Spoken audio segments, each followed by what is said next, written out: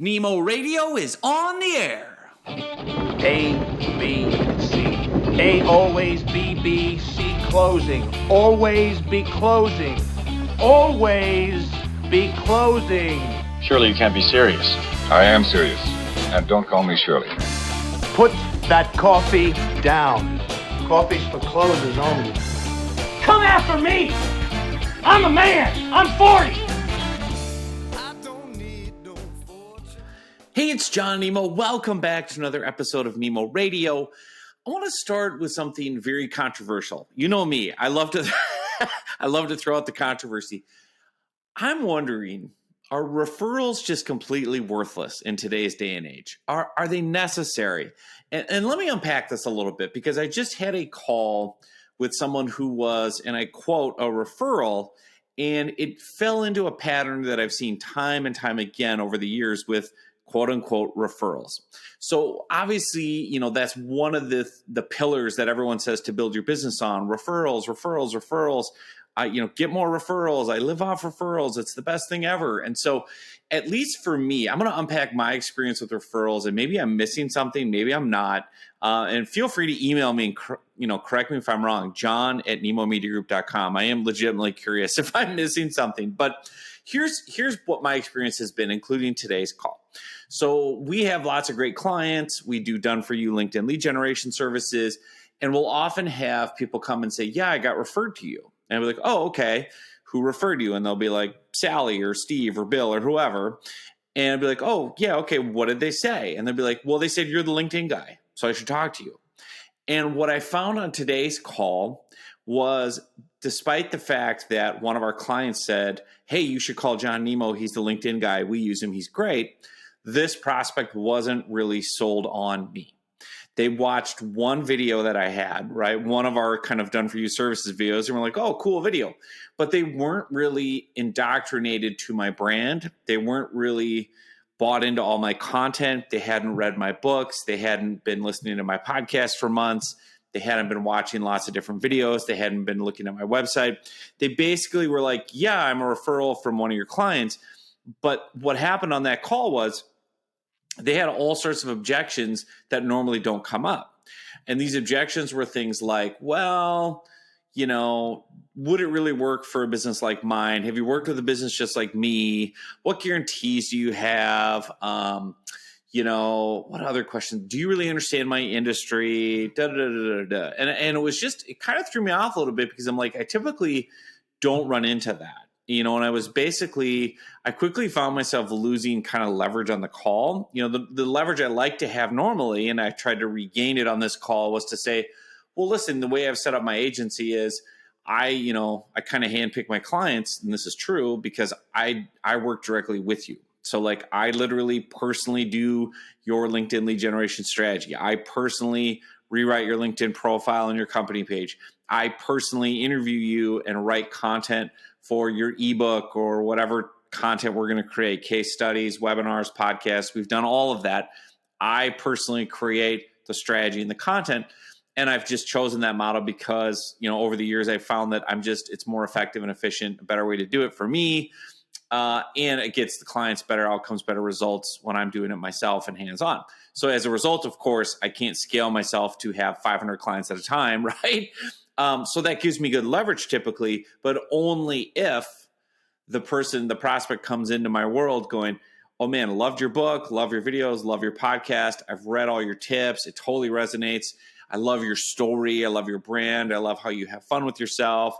You know, They have to be aligned in so many different areas. Otherwise, what I felt like this prospect was doing on the call was they were defaulting to, well, what would I ask any vendor? What would I ask any random vendor? And then the other things like, well, can you send over a detailed proposal?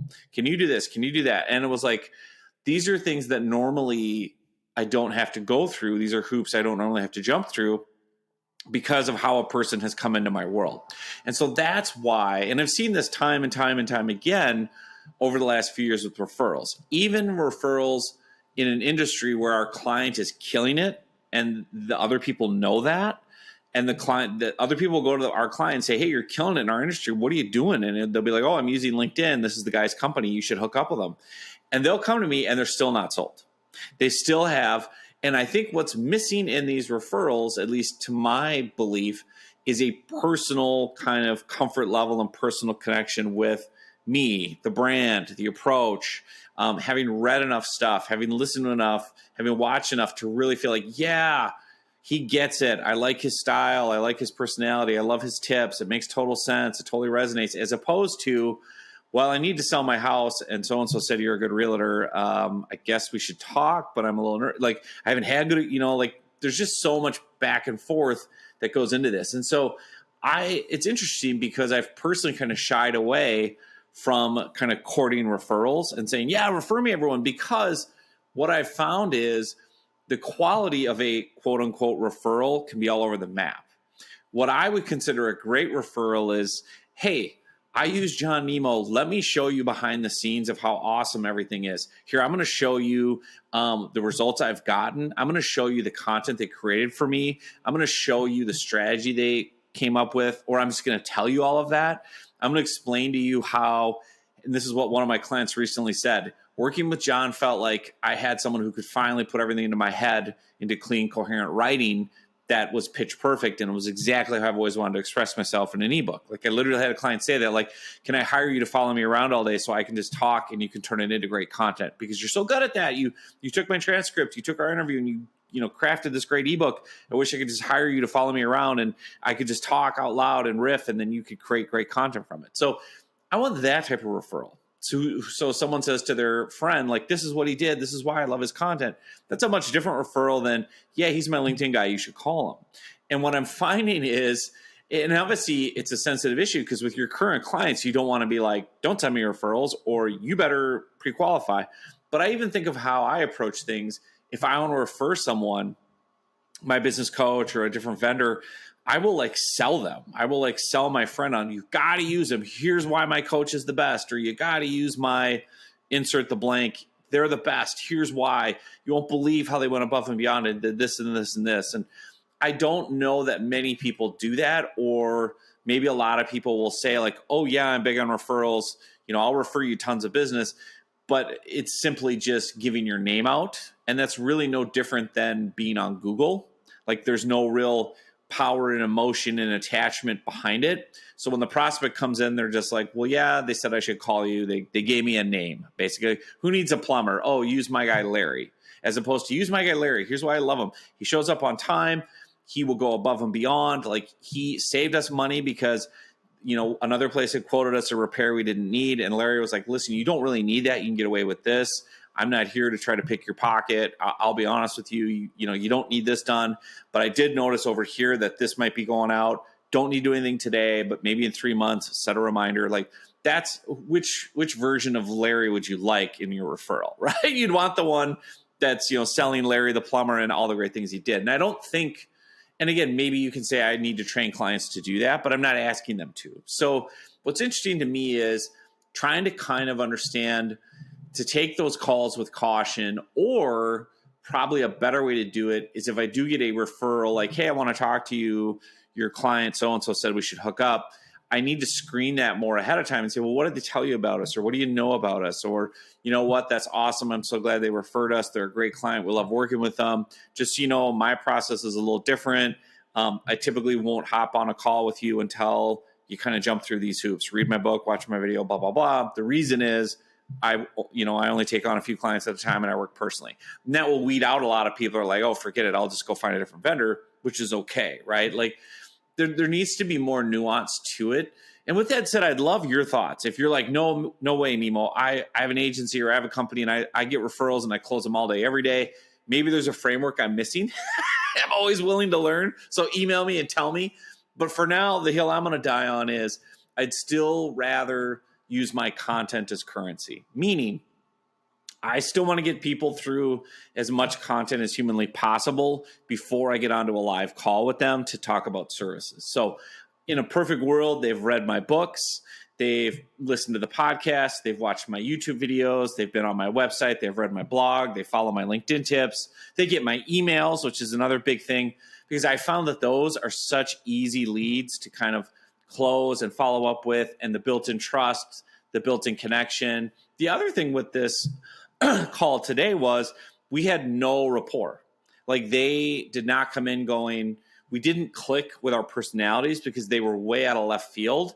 They weren't someone who like, and I talk about this all the time with your content. If you put your personality into your content, if you really, are authentic and transparent and have your sense of humor and your communication style in your content, books, videos, podcasts, whatever, you're going to attract people that resonate with that and have rapport with that. And you'll repel people who are like, oh man, no, not for me. So for example, I'm this goofball, gregarious, don't take myself too seriously. I don't like jargon. I don't like all these things. And this particular prospect came in just speaking in complete jargon, industry, mumbo jumbo, acronyms, whatever. And I was like, whoa, like you got to just simply like, what is it you're doing? And it was almost like we just didn't have this connect. So that also makes it awkward. And you're in the heat of a call and you're like, how do I explain? Like, we're not vibing.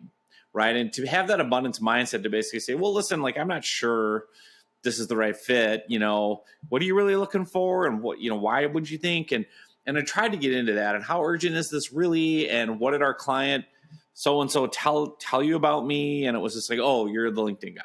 It's like, okay. So basically they told you nothing other than I liked this vendor. You should call him if you're curious about LinkedIn. There was no pre-sale. There was no warm up. So I was kind of starting from, scratch with this person. So it's an interesting exercise to go through.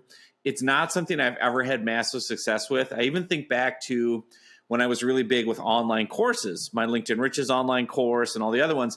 I actually set up affiliate programs. So, hey, if you're a student and you like LinkedIn Riches, you can, give your friend a referral link, an affiliate link. And if they buy, you get, a commission or whatever. And I would have all these people too who wouldn't even buy the course but wanted to be an affiliate and be a referral partner. I'm a professional affiliate marketer. I'm a professional referral specialist. Let me have access to your course, or just give me your affiliate link. I have this big list of people. And what I found was, even if those affiliate partners or referral partners did send me business, inevitably those were people that refunded the course or didn't keep it because they didn't know, like, or trust me. They weren't indoctrinated. They didn't know anything about the course. I didn't know if they were the right fit. They hadn't even been through a webinar. Like, as it's just such a different level of referrals, even with something as simple as online course sales. I mean, we're not talking about an Amazon affiliate link to a toothbrush that you like, right? We're talking about a service business, an online course. And I think that's where things get difficult. And it's not something as simple as, hey, you know what? Oh, you need a new paint color for your room. Here's the color I like. Go get it. Like, it's $10. It's different when it's a service-based business, probably, or higher end products. So there you go. There's my rant on referrals. I'm very curious to hear what you think. So if you have a strong opinion, email me, john@nemomediagroup.com. Otherwise, be warned. I'm still in the camp. I think referrals are pretty worthless. Now, if you're a current client, you want to send me referrals, of course, do so. But I would love if you pre-sell your person you're referring on what you love about Nemo Media Group working with me. For example, tell some stories about, this is why I like these guys. Not only are these the results I've gotten, but this is how they roll. This is how they operate. It's fun. It's this, it's that. Here's an example of the quality of the content and why it was so good. And, I even think of another client of ours, a franchise consultant, where she would be a great referral because literally I wrote an ebook for her and she sent it out to someone.